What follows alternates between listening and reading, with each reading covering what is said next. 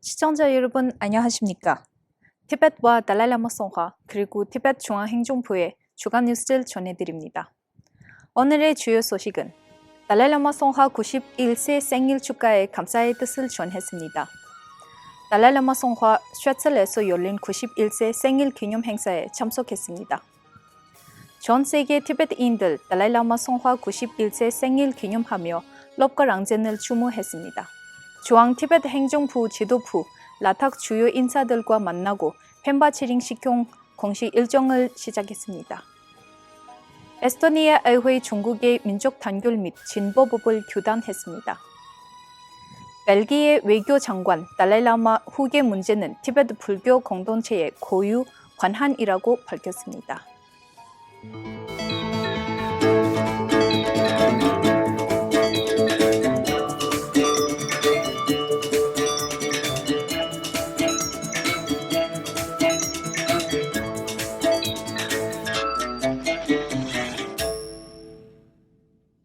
달라이라마 성화께서 91번째 생일을 맞아 축하와 축복을 보내준 전 세계인들에게 감사의 뜻을 전했습니다. 달라이라마 성화는 감사 메시지를 통해 평소에 가장 중요한 선명은 자비와 친절의 가치를 널리 전하는 것이라며 앞으로도 모든 이들의 평화와 행복을 위해 노력하겠다고 밝혔습니다. 지난 6일 달라이라마 성화의 91번째 생일을 기념하는 행사가 인도 라타클레 지역의 쉐틀 법회장에서 상대하게 열렸습니다. 이날 행사에는 약 2만 5천 명의 시도와 축하객이 참석해 달라이라마 성화의 자비와 평화, 종교 간 화합을 위한 헌신을 함께 기료했습니다.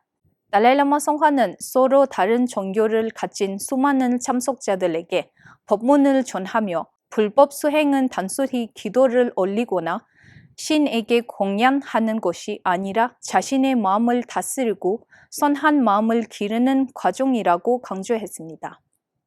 또한 수행의 가장 큰 의미는 평온한 마음을 유지하고 스스로 마음을 끊임없이 훈련하는 데 있다고 설명했습니다. 이후 자신의 삶을 돌아보면 언제나 다른 사람을 돕고자 하는 이타심이 수행의 중심에 있었다며 앞으로도 130세까지 오래 살아 중생을 위해 봉사하고 싶다는 뜻을 밝혔습니다. 이날 행사는 예시왕무 최고 사법위원장과 돌마치링 티베트 만명의회 의장, 펜바치링 식경 등 중앙 티베트 행정부 지도부도 참석해 축사를 전했습니다.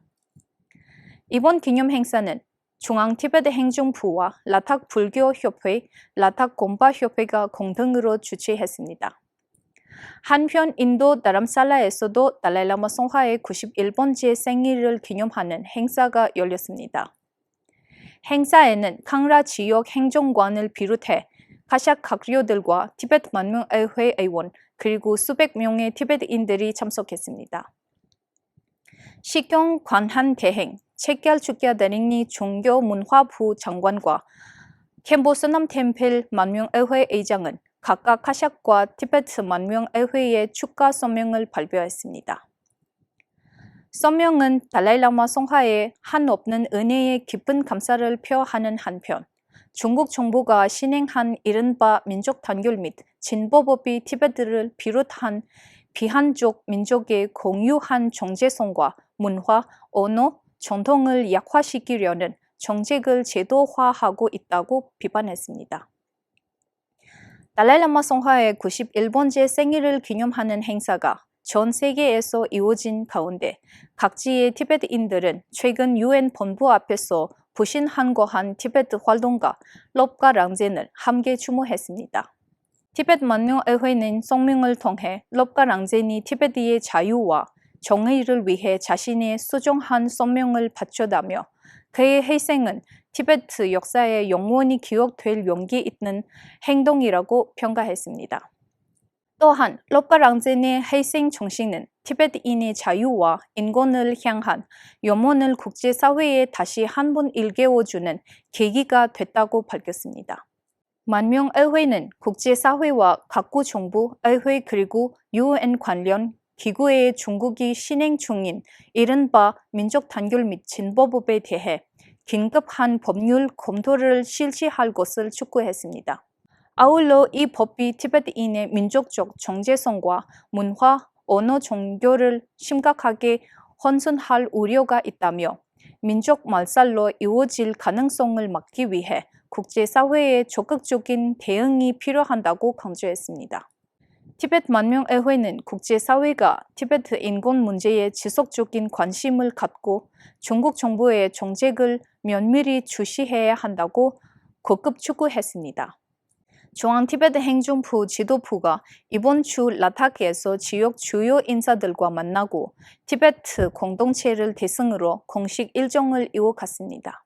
예시 왕모 최고사법위원장과 돌마치링 티베트 만명의회 의장, 펜바치링 식경 등 레와 척람사 일대의 티베트 사원과 지역 사회를 방문해 주민들과 만나 소통하는 시간을 가졌습니다. 펜바치링 식경은 라탁 내 티베트 정착촌의 주요 기관들을 차례로 방문해 운영 현황을 점검했습니다.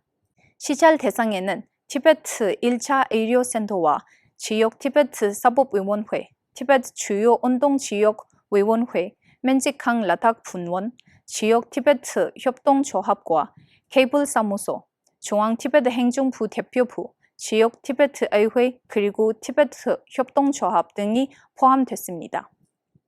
또한 서남링 티베트 정착촌 SOS 티베트 어린이 마을, 노인 복지 시설을 방문해 주민들과 의견을 나누고 생활 현황을 살펴했습니다. 척람사 SOS 티베트 어린이 마을에서는 학생과 교직원을 대상으로 특별 강연을 진행했습니다.